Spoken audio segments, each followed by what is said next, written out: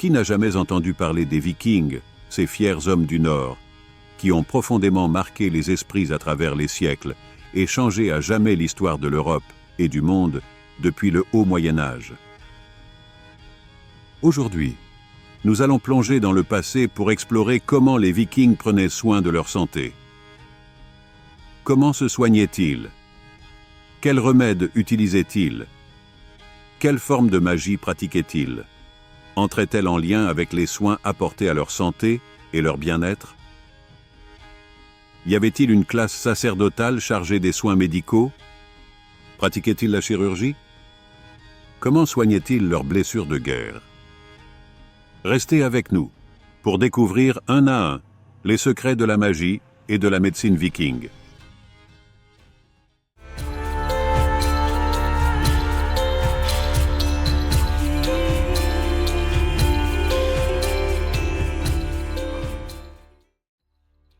Les Vikings avaient une approche très communautaire de la santé. Il n'y avait pas de classe sacerdotale spécifiquement dédiée aux soins médicaux, comme cela a pu être le cas dans de nombreuses autres cultures. Toutefois, un personnage singulier occupait chez eux une place à part, celui de la Volva. La Volva, ou Seidkona, était presque toujours une femme et jouait un rôle crucial au sein de leur communauté.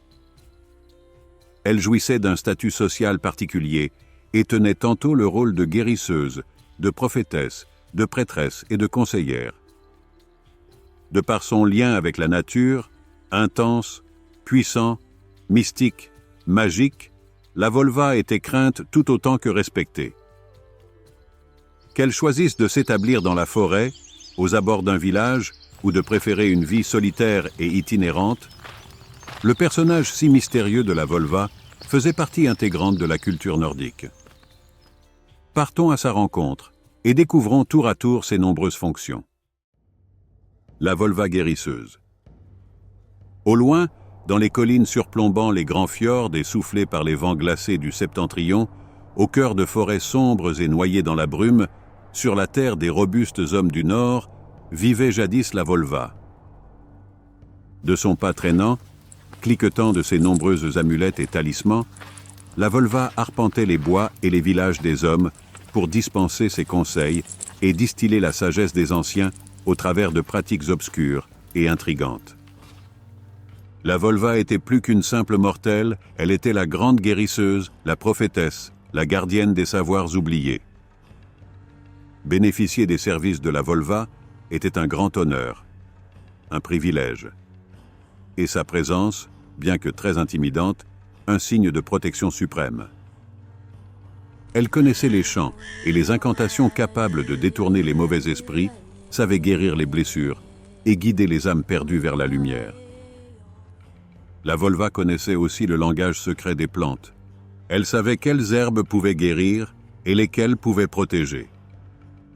Parmi ses trésors, l'achillée millefeuille.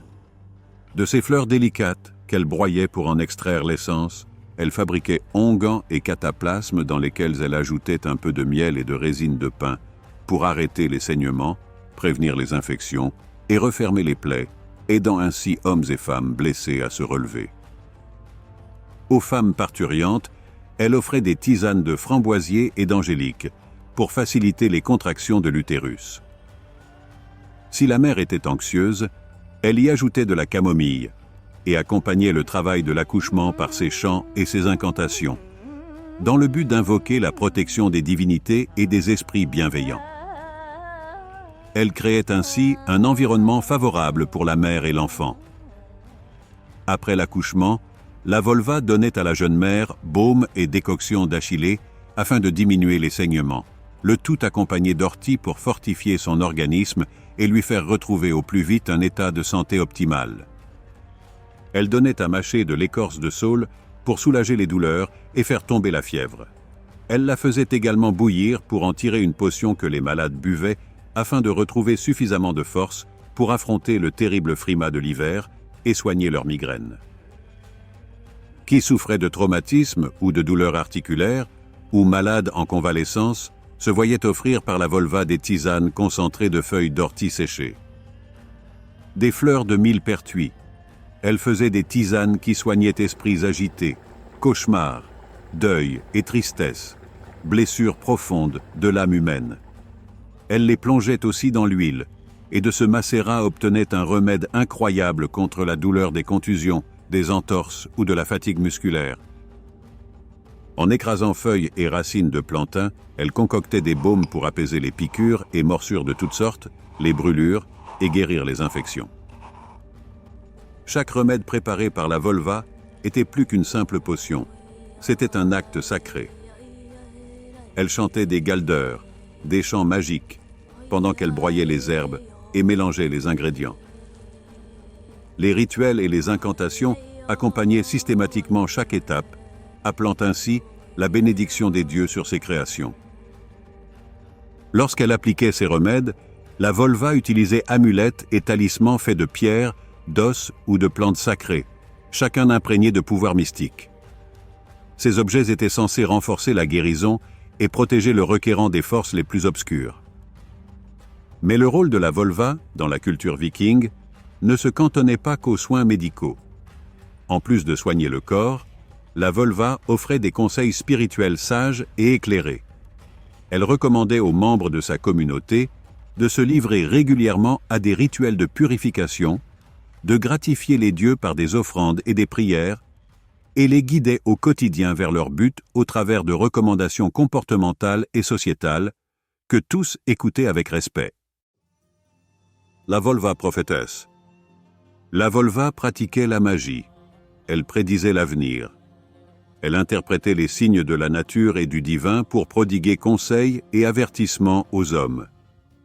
Elle savait aussi interpréter les rêves et les visions de chacun, et observer les étoiles pour en percer les mystères et les révéler aux mortels.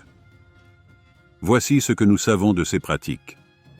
Pour se plonger en état de transe méditative, la Volva pratiquait une forme de préparation mentale nommée Uttisetta. Se pratiquant seul et en plein air, l'Uttisetta consistait à choisir un endroit isolé, en forêt, dans un espace au préalable sacralisé. Par la contemplation, le recueillement et l'ouverture d'esprit aux puissances de la nature, elle entrait ainsi en contact avec le monde invisible et obtenait de lui guidance et prémonition. La Volva passait ainsi la nuit à méditer sous les étoiles, cherchant ses enseignements dans la nature visible et invisible des choses et des êtres.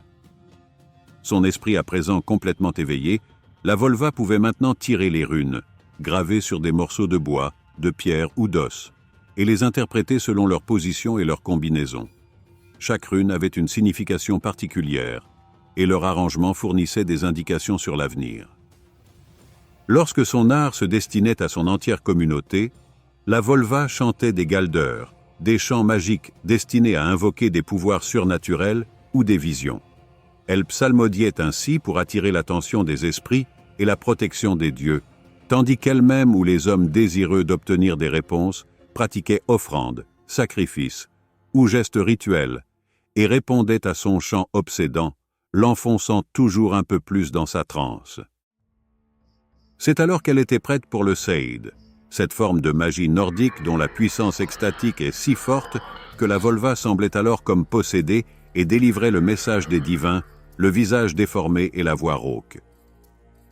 Les Vikings devaient alors attendre que la Volva retrouve pleine possession de ses moyens pour interpréter ses propres mots et prodiguer sagesse d'outre-monde aux hommes. Afin d'obtenir des conseils sur des questions importantes, comme des conseils de guerre, l'avenir des récoltes ou des alliances, chefs ou membres communs de la communauté venaient donc trouver la Volva et lui demander son aide. La Volva prêtresse. La Volva conduisait des rituels religieux et magiques pour invoquer les esprits et les dieux. Elle jouait un rôle central lors des cérémonies importantes, telles que les sacrifices et les rites de passage. Le blót, par exemple, était un rituel de sacrifice destiné à honorer les dieux et les esprits après une victoire sur le champ de bataille, la richesse des récoltes ou une guérison. Les sacrifices pouvaient inclure des animaux, des objets précieux ou des offrandes de nourriture et de boissons. Au cours d'un blót de retour de bataille et de guérison des blessures des combattants, une Volva pouvait sacrifier un animal pour remercier Eir, déesse de la miséricorde et de la guérison, ou bien encore Baldur, dieu de la beauté et du bien-être au sens de mort puis d'extase de renaissance, une allégorie illustrant la chute du guerrier sous les coups, puis le recouvrement de ses forces par la cicatrisation de ses plaies. Elle interprétait les entrailles de l'animal pour prédire l'avenir de la communauté lors d'un prochain raid, ou de l'un de ses guerriers en particulier. La volva jouait un rôle clé dans ces cérémonies. Lors d'un rituel de passage à l'âge adulte, un garçon devenant un guerrier pouvait recevoir des bénédictions et des prédictions de la volva, qui invoquaient Odin pour le courage et la sagesse, ou la protection contre la maladie et les blessures invalidantes. Les Vikings n'avaient pas peur de mourir au combat, nous le savons. Mais un handicap ou une maladie débilitante pouvait être vu comme une disgrâce infâme, une honte. Et plus encore, mourir de cette faiblesse les privait du Valhalla, royaume céleste des hommes de valeur. Il requérait donc l'assistance de la volva pour le préserver de ce déshonneur. Elle pouvait aussi offrir une amulette protectrice et réciter des galdeurs pour assurer la protection divine aux guerriers concernés. En plus de cela, la volva présidait aux rituels de changement de saison, d'équinoxe et de solstice, tels que Yule, fête du solstice d'hiver, ou Ostara, équinoxe de printemps, aux cérémonies de naissance, de mariage et aux veillées funèbres et crémations. Elle demandait alors la bénédiction des dieux, la clémence de la nature et la préservation contre les épidémies pour toute sa communauté. La volva conseillère. Je fais ici un petit aparté pour vous parler du rôle de la volva dans les affaires politiques. Elle était présente au Thing, assemblée de chefs et membres de la communauté discutant d'affaires politiques ou judiciaires.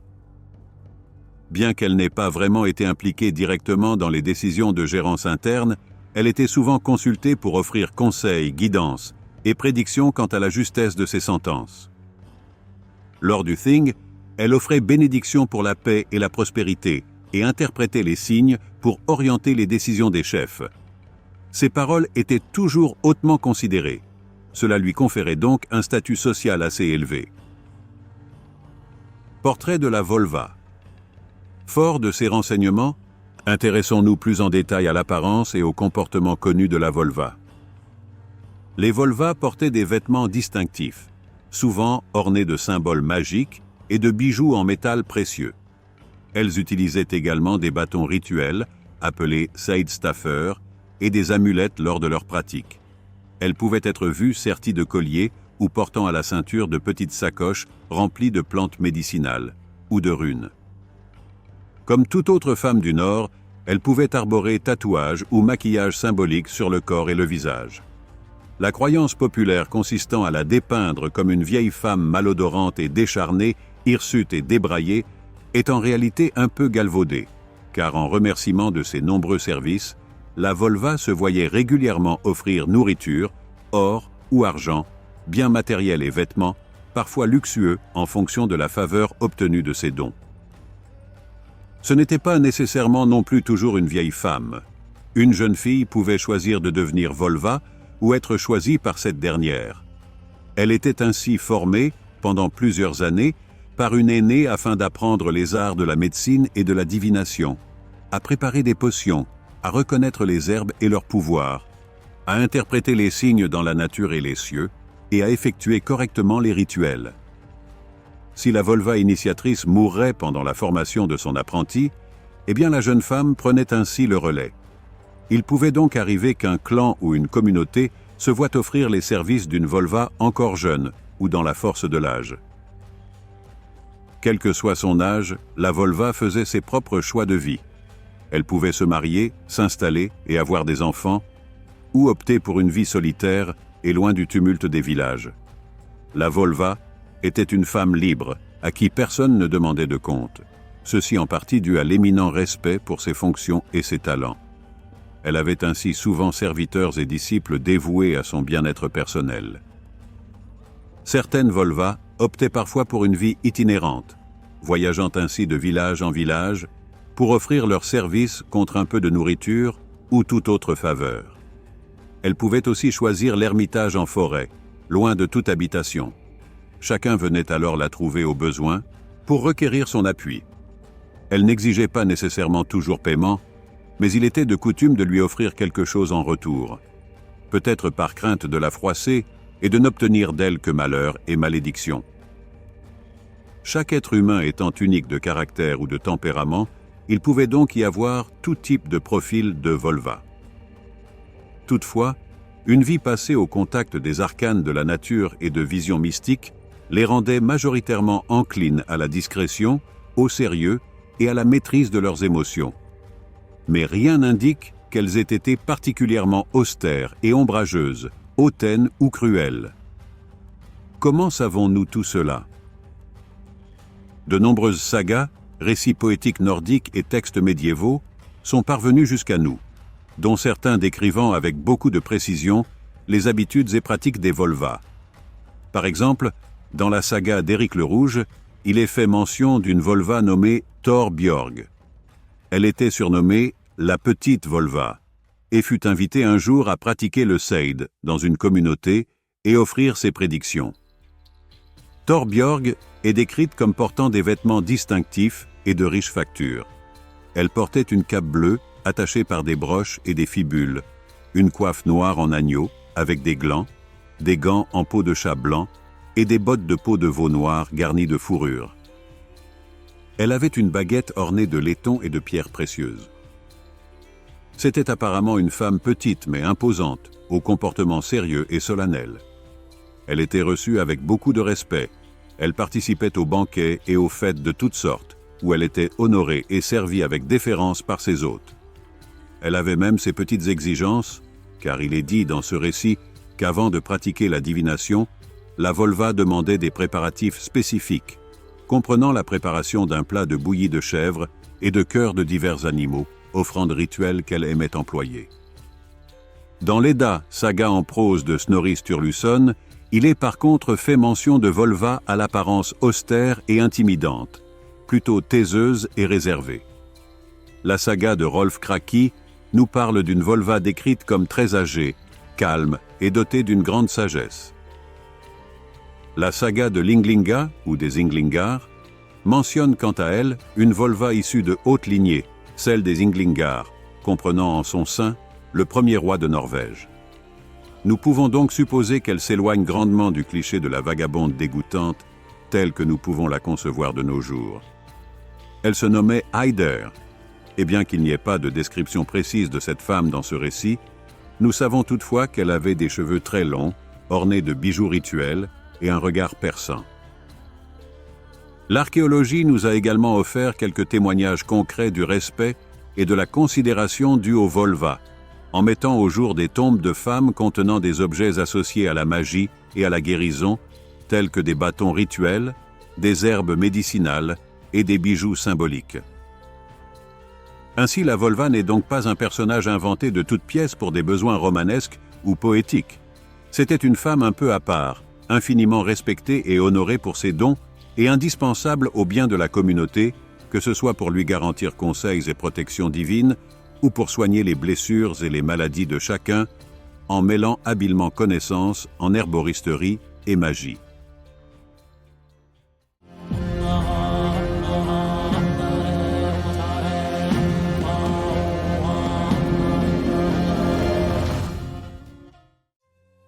Chez les Vikings, les pratiques magiques et chamaniques n'étaient pourtant pas exclusivement réservées aux femmes. Bien qu'il soit vrai que les Volva étaient majoritairement des femmes, il existait des hommes qui pratiquaient des formes de magie similaires. Ces hommes étaient souvent appelés Seidmen, pratiquant du seid, ou Galdermen, pratiquant du galder, une forme de chant magique. Les Seidmen et Galdermen peuvent être considérés comme des équivalents masculins des Volva, mais il existe des différences notables dans les pratiques et les perceptions sociales de ces rôles. Leur position dans la société viking était plus complexe et parfois stigmatisée, contrairement aux druides celtiques qui jouissaient d'un grand respect et d'une influence notable. Chez les Vikings, la magie est une affaire de femmes. Aussi, les hommes pratiquant la magie chez les Vikings étaient des figures importantes, certes, mais leurs pratiques étaient perçues de manière différente selon le contexte social et culturel de l'époque. Les Seidmen étaient des hommes qui pratiquaient le seid. une forme de magie nordique associée à la divination, la guérison et parfois à la manipulation des esprits et des éléments. Le seid impliquait souvent des incantations et des états d'extase prophétique. Ils entraient en transe pour communiquer avec les esprits et les dieux, cherchant des réponses et des solutions aux maladies et aux afflictions. La guérison par le seid pouvait inclure des chants rituels, des prières et l'utilisation de talismans ou d'amulettes magiques. Comme les Volva, les seidmen avaient des connaissances en herboristerie. Ils pouvaient préparer des potions et des onguents à base de plantes pour traiter diverses maladies et blessures.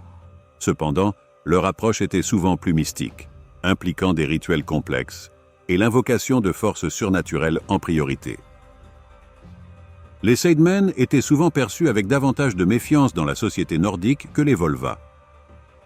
La pratique du seid par des hommes était effectivement considérée comme efféminée ou transgressive dans la société viking, en partie parce que le seid était étroitement associé aux déesses, en particulier à Freya. Cela ne veut pas dire que les hommes ne le pratiquaient pas, mais ils pouvaient être stigmatisés pour cela, et quelque peu mis au ban. Cette perception altérée des seidmen est illustrée au sein de la mythologie nordique par le dieu Loki, qui au sein du panthéon des dieux est parfois ridiculisé pour être adepte de cette pratique.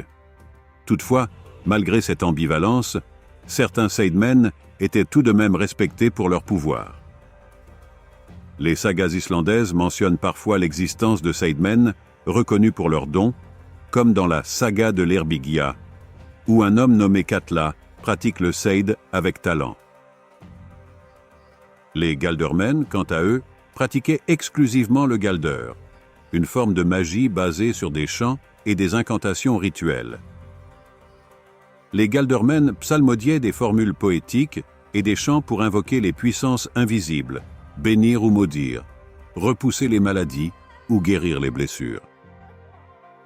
Ils étaient généralement mieux acceptés socialement que les seidmen, car le galder n'avait pas les mêmes connotations de transgression de normes de genre que le seid.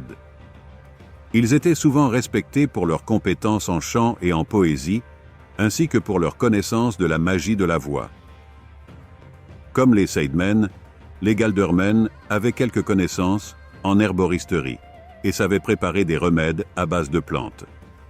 Leur utilisation de la magie était souvent combinée avec ces remèdes pour renforcer leur efficacité.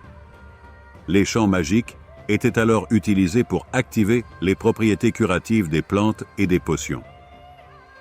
Toutefois, les connaissances de la Volva en matière d'herboristerie et de fabrication de remèdes étaient plus affûtées, plus diversifiées que celles des seidmen et des galdermen, ce qui expliquerait en partie pourquoi la Volva était plus aisément tolérée et respectée que ces deux autres catégories de praticiens.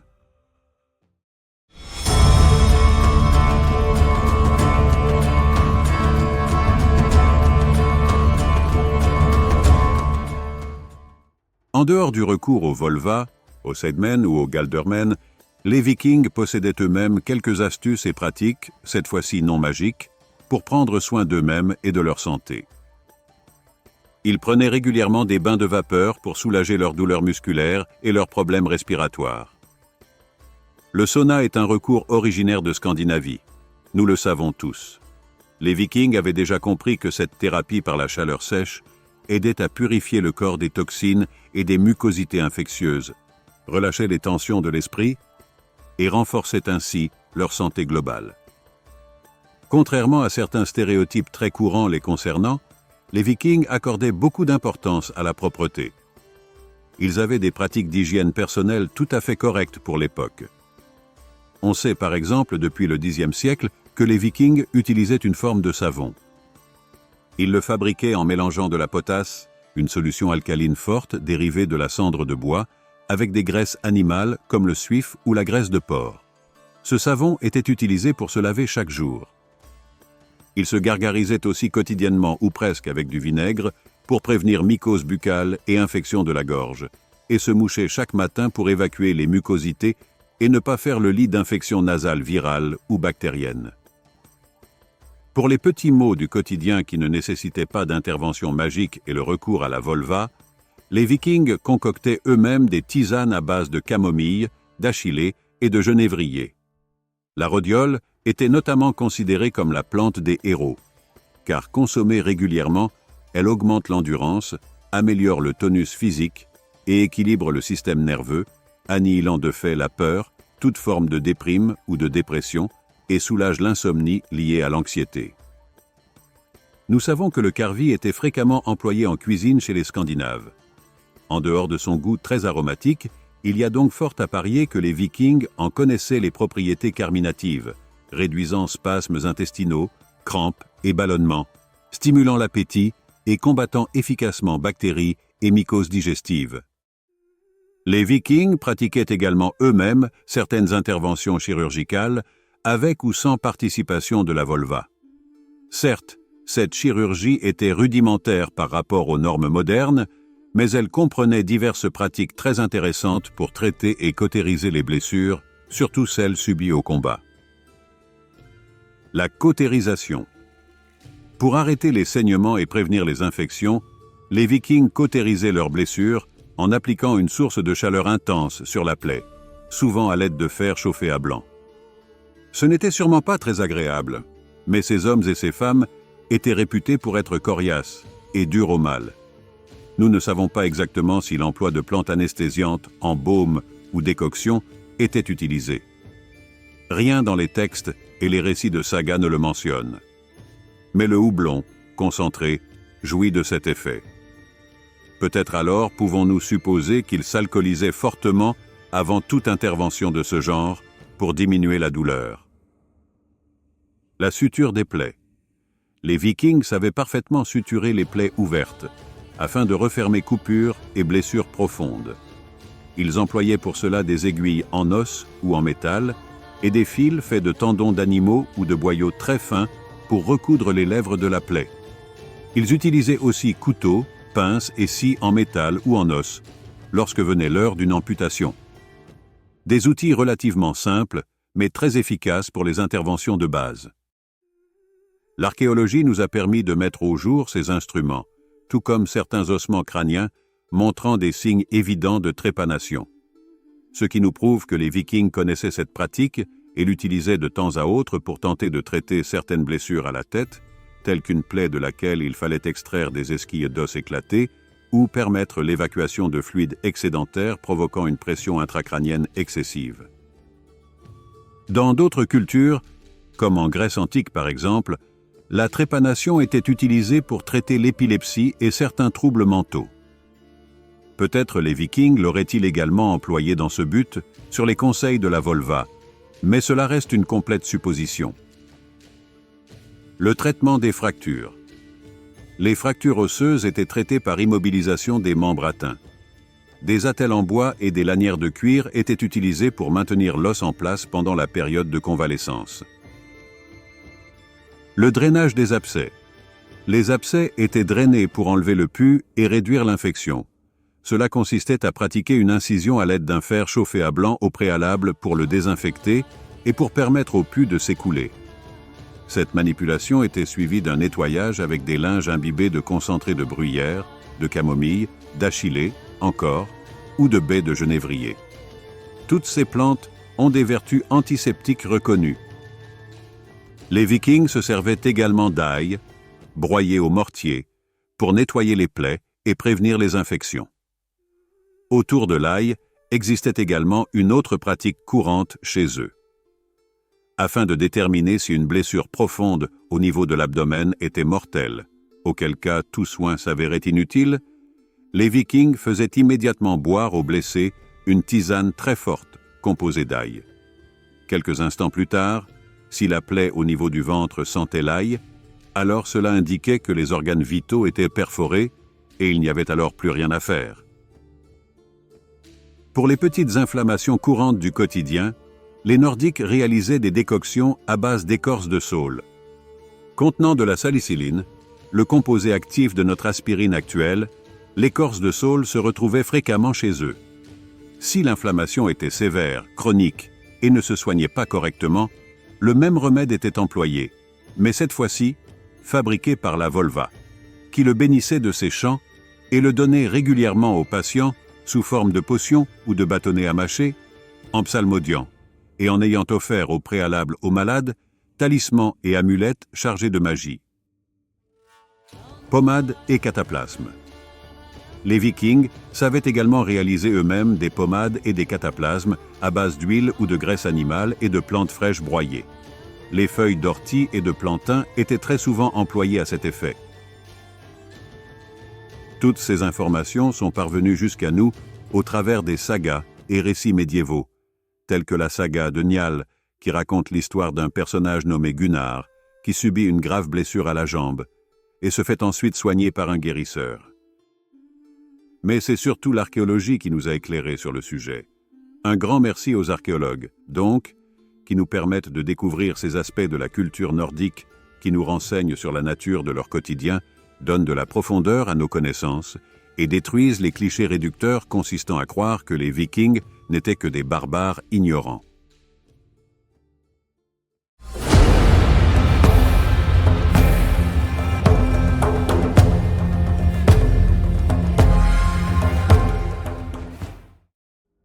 Que ce soit en raid ou en guerre ouverte, les Vikings devaient faire face à de nombreux dangers, notamment celui des blessures et des maladies. Qu'à cela ne tienne, ils savaient fort bien faire face à ce genre de contretemps. Avant de partir en guerre, les Vikings effectuaient des rituels pour assurer la faveur des dieux et des esprits. Les Volva jouaient un rôle clé dans ces cérémonies, effectuant des sacrifices et des incantations pour protéger les guerriers des blessures infamantes, fortifier leur esprit et prier pour leur victoire. Au sein des armées vikings, si tant est que l'on puisse les nommer ainsi, on trouvait souvent des individus ayant des connaissances en soins médicaux, bien que ce ne soient pas toujours des Volva, des Sædmen ou des Galdermen. Ces sortes d'infirmiers, et néanmoins guerriers eux-mêmes, étaient responsables du soin des blessés sur le champ de bataille et lors des raids. Les Vikings emportaient en outre toujours avec eux des trousses de premiers secours contenant des remèdes, des matériaux et instruments pour soigner les blessures.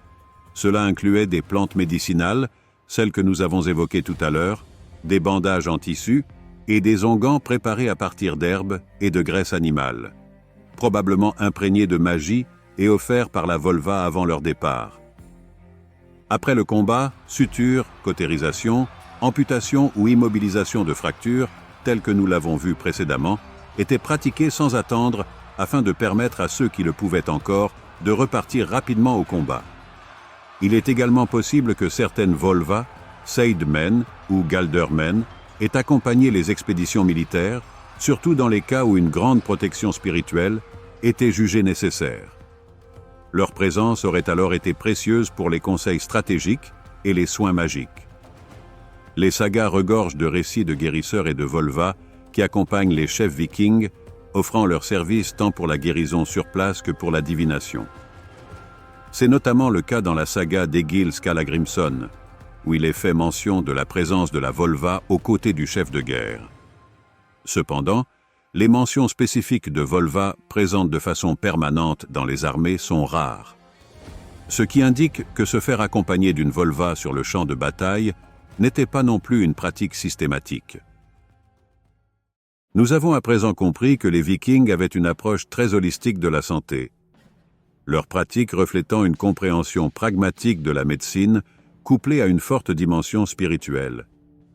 Bien que leur médecine soit différente de la nôtre, elle reposait sur des principes qui continuent d'une certaine manière d'inspirer les praticiens de la naturopathie aujourd'hui.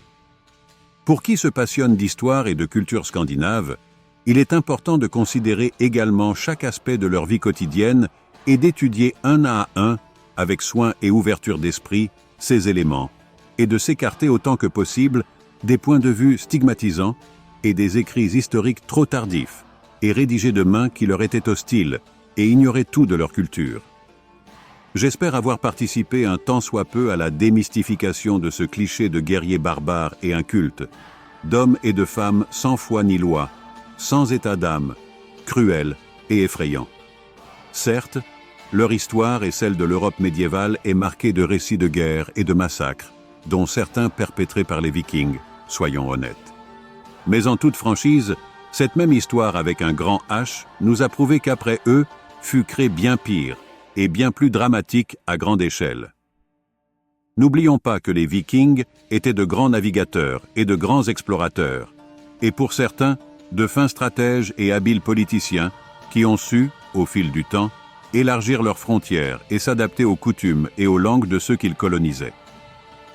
En France, la Normandie tient encore son nom de leur présence passée, tout comme les mots amer, carlingue, flotte, homard, turbo, rorcal, grimoire, hache ou rat sont dérivés du vieux norrois et encore employés de nos jours.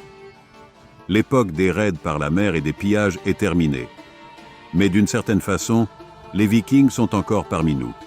Ils ont laissé une trace indélébile sur la culture européenne occidentale, un souvenir impérissable et pénétrant. Alors, levons aujourd'hui notre corne à boire et saluons la mémoire de ces fiers hommes et femmes du Nord qui ont réussi le pari de faire encore parler d'eux, plus de 1000 ans après leur apogée. Skål. Merci d'avoir regardé cette vidéo. Nous nous retrouverons bientôt pour parler de druidisme et de médecine naturelle chez les Celtes.